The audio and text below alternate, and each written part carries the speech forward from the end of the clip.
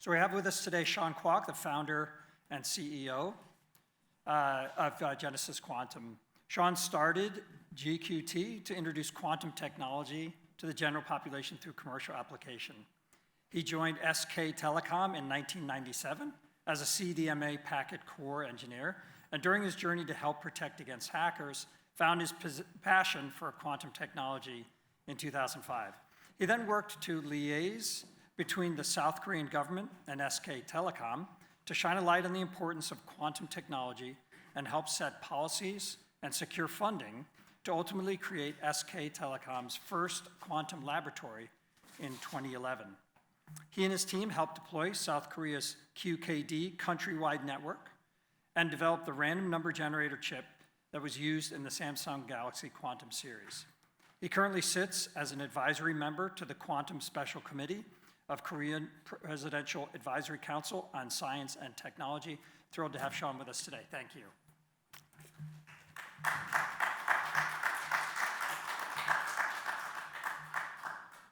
Hello, my name is Sean, and I'm going to introduce the title, like the bring quantum technology to everyday life. That's the little bit weirdest thing. You guys are very familiar with the quantum guys, but now I'm going to start with my presentation. So, as I introduced, I'm the CEO of Genesis Quantum and GQT Korea in Korea. Actually, so we have like a super position state. We are here and also in Korea too. So it is an honor to be here to talk about you.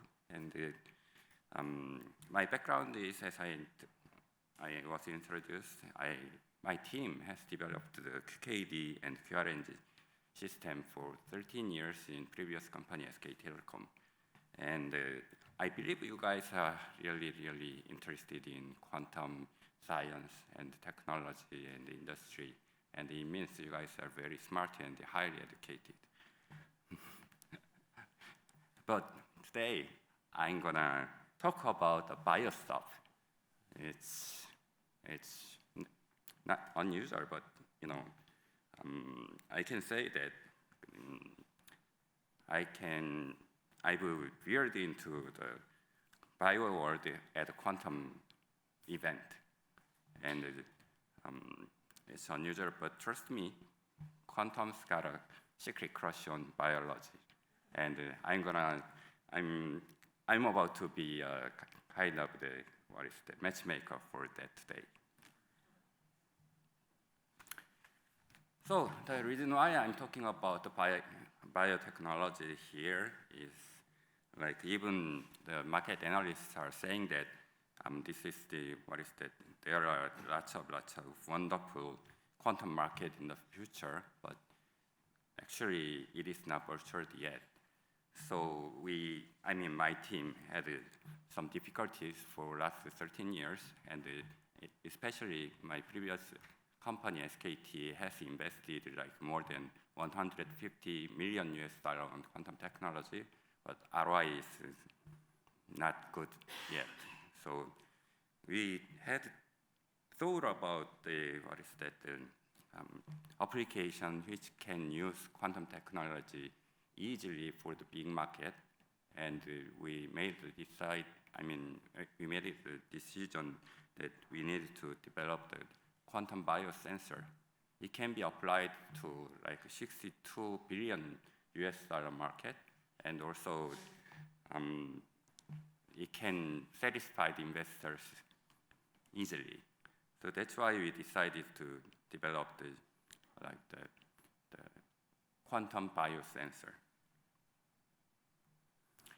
So as I told you, we are expert on QKD systems. So we have lots of expertise on the quantum optics and also single photon detection. So single photon detection can give us the big sensitivity, like it can give us like 10 to the power of 10 times, and it's better than existing legacy detectors. So it means when we watch the glow from the satellite, if the legacy detector can recognize the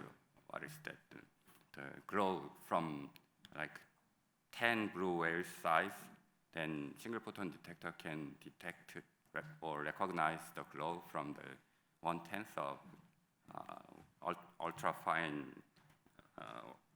plankton size. So that is that kind of sensitivity can change the paradigm of biosensors. Well, let me introduce my team more in detail. So, as I told you, we had developed the QKD system and the QRNG chips, and I can proudly say we built the world's first national QKD network. So it was easy because Korea is a very small, tiny country, so only like 2,000 kilometers deployment is enough to cover all the country. But anyway, I can insist that we built the world's first QKD network nationwide. And the name is like the convergence network for the government by Ministry of Interior and Safety. So when we started, we developed the QRNG chips, and we passed the rigorous test from the Samsung handset testers, and finally we successfully delivered our QRNG chip to the handset, Samsung mobile handset, and that name is the Galaxy Quantum. The series is now its fourth. So during last 4 years, we delivered the QRNG chip inside of the Samsung phone, and that phone, Galaxy Quantum, is the most popular phone in Korea, except the flagship phones. We started with 4 people from SK Telecom, the quantum experts. Now we have 12 people, and we have 4 PhD and engineers backgrounds are quantum, bio, and hardware engineers, and even aerospace engineers for the future. Well, in year 2011, SKT decided to develop the quantum technology, and also they decided to develop the biotechnology. Like it was, it was the two kinds of big pillars for SKT R&D Center. So 6 years ago, I met a guy, from the Bio R&D Center, who came from my hometown, and we started to discuss about the convergence between bio and quantum. And we recognized that if we change the regular detector from from regular detector to the single photon detector, then we can change the performance of the molecular diagnosis devices. So at the time, we tried to tell the story to SKT, but I was really disappointed because, when I heard the scheme to get the virus sample from the bird, we targeted the avian influenza virus at the time. But the scheme to get the virus sample was like to poke the bird's ass. So it cannot be, I knew that it could not be allowed by the elegant company, like a telecom company. So we couldn't make it. But anyway, three years after our discussion, so I found a paper from Hong Kong University, and they just followed the idea. And then the result was like they can detect the viruses, not viruses, the dsDNA without their amplification. The result was 6.20 nanomole, and in another word, it is like they can detect 10 to the power of 12 copies without the amplification. So furthermore, well, unfortunately, we met the pandemic with COVID-19, and with the result of the Hong Kong University, we had the confidence that we can make the single photon detection biosensor.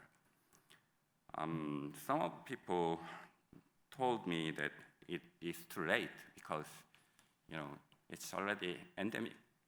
But we knew that we were not too late because we recognized that this can be used not only for the virus detection, but also for the liquid biopsy, which is very hot item in medical side. So with our experience with the QKD system, so we eliminated the noises very easily. Actually, it was not so easy, but anyway. So now we reached the result with now we can detect less than 100 copies without the amplification, and it is in other words, it is 0.2 zeptomole, and the result is 10 to the power of 18 times better than previous result. Now we can see this is a proof of concept device, and we can see the speed.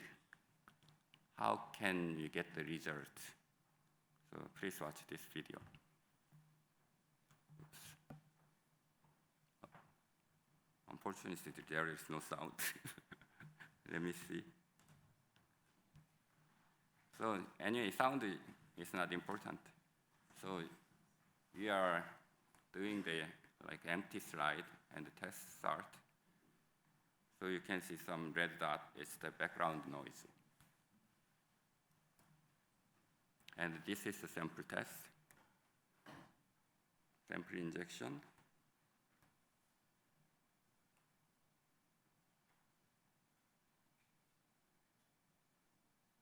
And test start, 1, 2, 3, 4, 5. So we can get the result in 5 seconds. That is include the positive and negative, not only positive, and then for the another tester. For the another tester, we need to wait until the fast tester is we need to wait and at least 30 minutes to get the negative or positive result. So the future of our proof of concept is like this. The important thing is we developed most of the technology by ourselves, except the device cover. And then we're gonna reduce the this proof of type system in half size soon, and the final target is smaller than what you can remember. You know that the size of Kleenex tissue cube. So it can be smaller than that, and the optics will be smaller than my finger. So single photon detector this size, and board this size, and optics this size, and cartridges this size. So it can be a very small system. We can see the comparison between the PCR and our test result. So usually PCR does the 35 times amplification to get the result with 10 copies or 100 copies. But now we can detect less than 100 copies without the amplification. So it's gonna be, very good solution for the molecular diagnosis devices. So I don't know why it's.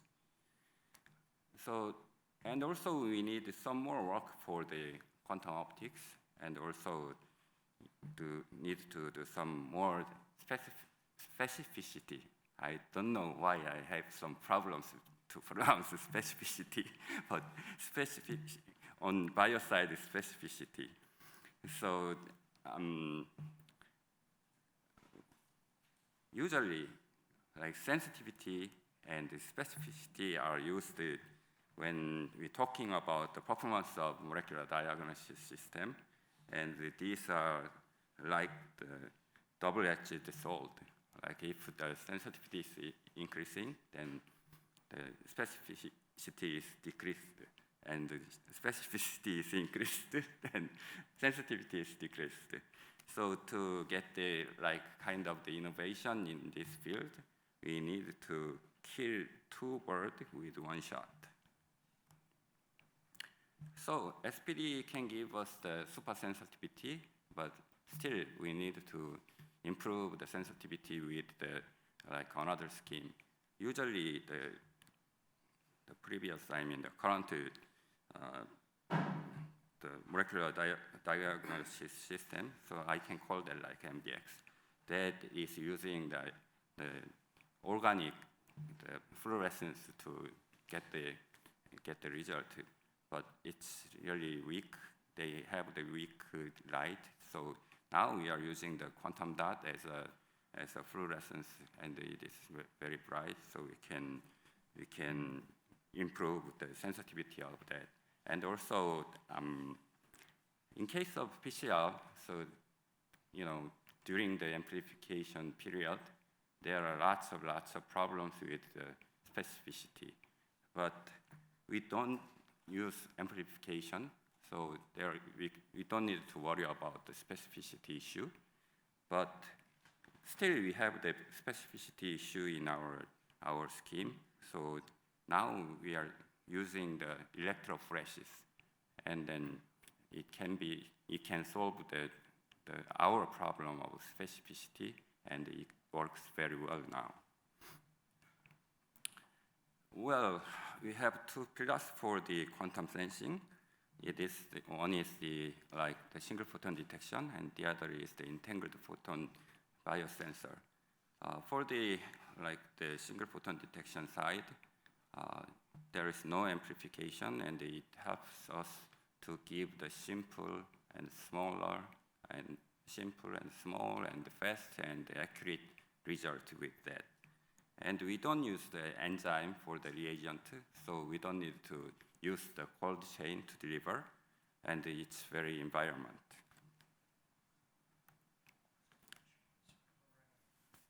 Oops. Yes, so, so we can say that using inorganic fluorescence and the single photon detection, and also the electrophoresis can bring the really nice result. So I believe that we can get the result in 5 minutes. If we try to get the simple positive and negative, it can be finished in 1 minute. And here's the requirement of the POCT from US government. It looks very easy, but during last 3 years, nobody can meet this one. And then also, I'm sure that you can meet these things. So, well, this is the we are almost there. So we can try. Now we just started to develop the liquid biopsy scheme, and then now we started to work with the university and hospital to get the microRNA nexosome to find the cancers, and then also the integrated photon endoscopy. It can help us to find the early cancers in your stomach and colon.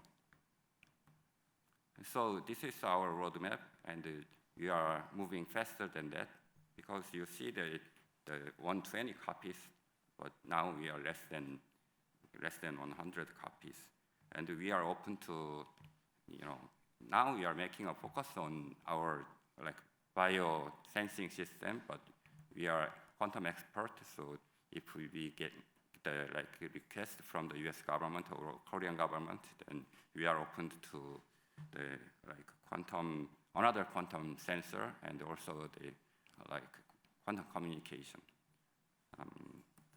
Thank you for your attention. And then if you have any question, then just send me an email. My email is sean.kwak@genesisqt.com. That's not the Genesis Quiet Time. It's not the Bible company. It's the Genesis Quantum Technology.com. Thank you very much.